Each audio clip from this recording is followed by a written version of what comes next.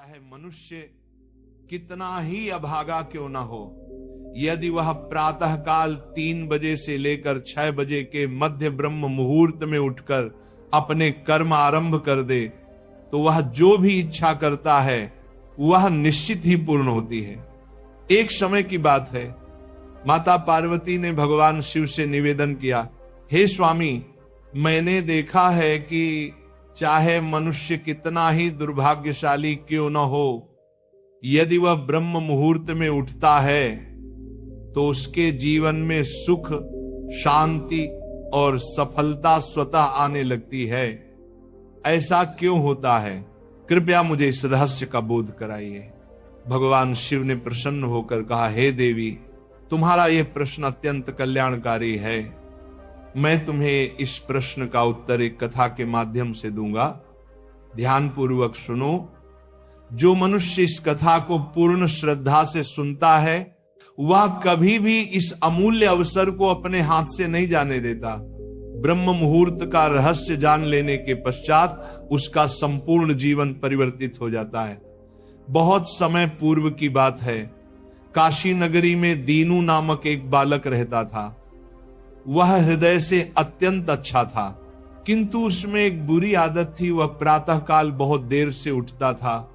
घर के लोग उसे प्रतिदिन जगाने का प्रयत्न करते, परंतु वह प्रातः 9 बजे से पहले कभी नहीं उठता था। जब वह बालक था तब उसके परिवार वालों ने सोचा कि समय के साथ उसकी ये आदत सुधर जाएगी, परंतु जैसे जैसे वह बड़ा होता गया ये आलस्य और भी दृढ़ होता चला गया।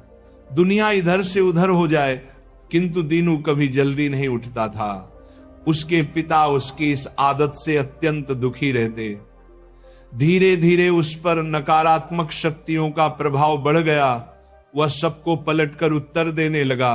मन सदैव उदास रहता और उसके स्वास्थ्य पर भी विपरीत असर पड़ने लगा।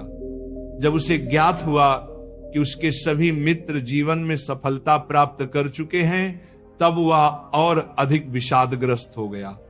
ईश्वर को कोसते हुए वह बार बार कहता, मेरी किस्मत ही खराब है, मुझे कुछ भी नहीं मिलता।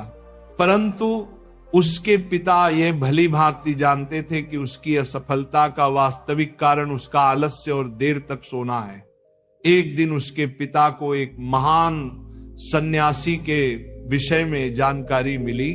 उन्होंने निश्चय किया कि वे अपने पुत्र की समस्या लेकर उस सन्यासी के पास जाएंगे। वे उस सन्यासी से मिले, सब बात बताई।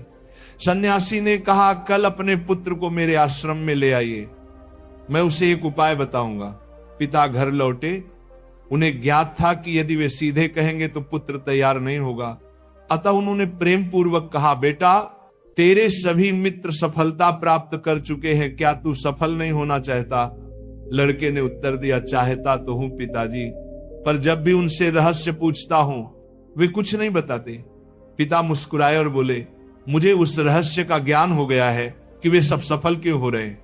लड़का उत्साहित होकर बोला, कृपया बताइए पिताजी। पिता ने कहा, कल प्रातः एक सन्यासी के आश्रम में जाना होगा। यदि तू समय से पहुंच गया तो वह तुझे ऐसा मंत्र देंगे जिससे तू सफल हो जाएगा, किंतु एक शर्त है। लड़के ने कहा, मैं आज रात्रि भर जागता रहूंगा और प्रातः इस सन्यासी से मिलने जाऊंगा। पिता बोले, ठीक है, पर उनकी आज्ञा का पालन अवश्य करना। रात्रि में पहली बार उस लड़के ने जागे रहने का प्रयत्न किया, परंतु कुछ ही समय में नींद ने उसे घेर लिया। प्रातः जब उसकी आंख खुली तो समय बीत चुका था। सन्यासी से मिलने का अवसर निकल गया था। पिता ने कहा, बेटा, जिसने अपने जीवन का प्रारंभ ही आलस्य से किया वह सफलता कैसे पाएगा? जाओ फिर सो जाओ। यह सुनकर दीनू अत्यंत व्यथित हो गया। उसने मन ही मन संकल्प लिया कि वह अगले दिन अवश्य समय पर पहुंचेगा। उसने अपने पैर में हल्का सा घाव कर लिया ताकि दर्द के कारण उसे नींद ना आए। ये उसके जीवन का पहला अवसर था जब उसने प्रातः काल का उदय देखा। वह तत्काल तैयार होकर सन्यासी के आश्रम पहुंचा।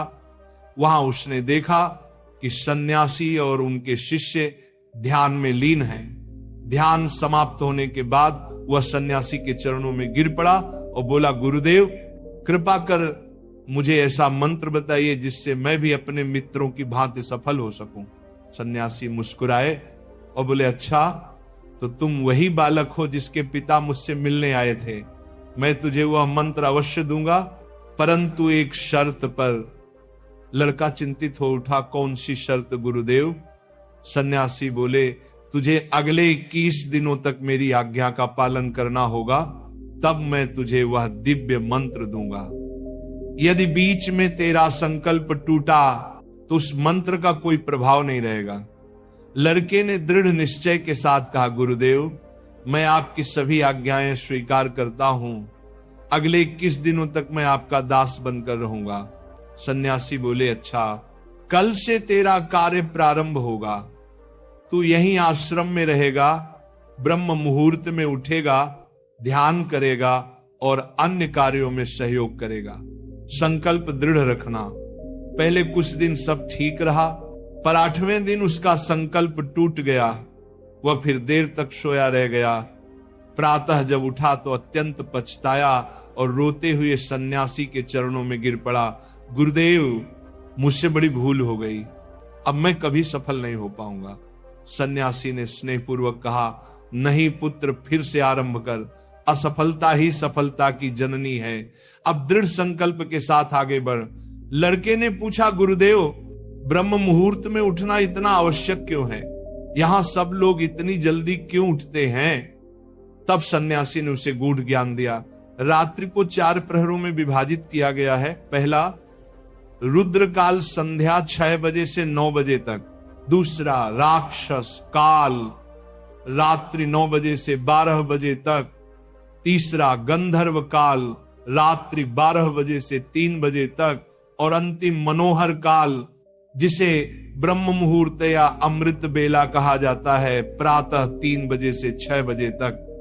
यह समय होता है जब नकारात्मक शक्तियां निष्क्रिय होती हैं और दैविक शक्तियां सक्रिय हो जाती हैं। ब्रह्म मुहूर्त अर्थात देवताओं का काल। इस समय देवता पृथ्वी पर विचरण करते हैं और जो मनुष्य जागृत रहता है उस पर उनकी कृपा होती है। इस समय मनुष्य का मस्तिष्क शुद्ध और शांत होता है, विचार रहित होता है।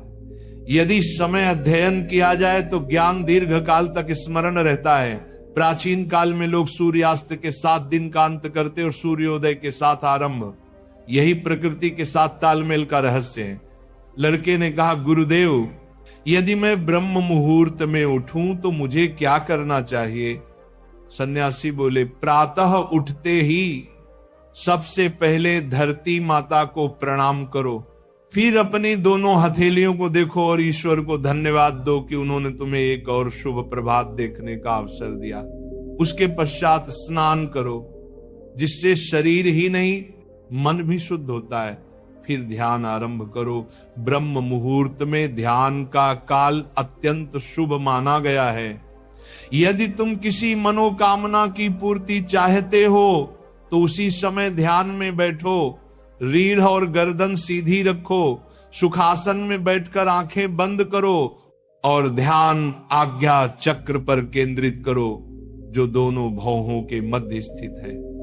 श्वास को लंबा और गहरा लो, कुछ क्षण रोक कर रखो, फिर धीरे धीरे मुख से बाहर छोड़ो। इस प्रक्रिया को 3 से 4 बार दोहराओ।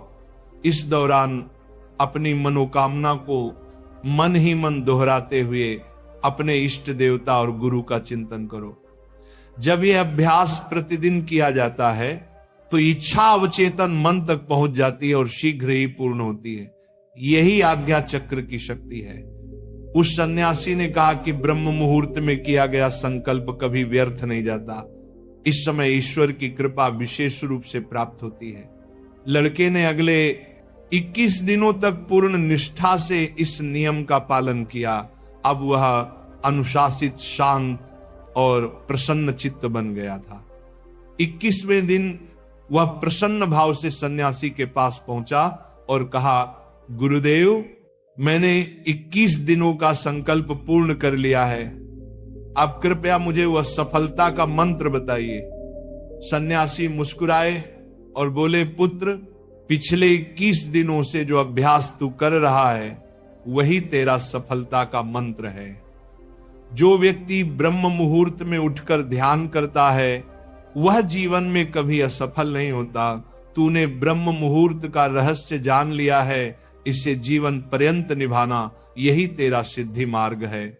लड़के ने कृतज्ञता से उनके चरणों में प्रणाम किया और प्रतिज्ञा ली कि वह सदा ब्रह्म मुहूर्त के नियमों का पालन करेगा।